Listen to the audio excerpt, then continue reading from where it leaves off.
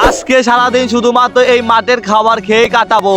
अच्छा তাই তো সর্বপ্রথমে চলে আসলাম কুল বাগানে। আর এখানে দেখি যে কুল বাগানে এত কুলে কুল আমি তো ভাবতেই পারিনি। আর এখান থেকে নিয়ে নিয়েছিলাম কুল। আর এটা খেয়ে দেখি একদম অস্থির খেতে সেই লাগলো আমার। তারপরে দেখি যে বাঁধন ভাই পেঁপে চুরি করতে গিয়েছে। আমি বললাম যে ভাই চুরি করিস না। আর ওখানে কিন্তু লোক ছিল আমাদের পাশে, ঠিক আছে গাইস। আর ওই তো চুরি করে তো আসতে নিয়েছিল, তারপরে পড়ে গিয়েছিল। আমি বললাম তাড়াতাড়ি আয়, ধরলে কালাইতো না।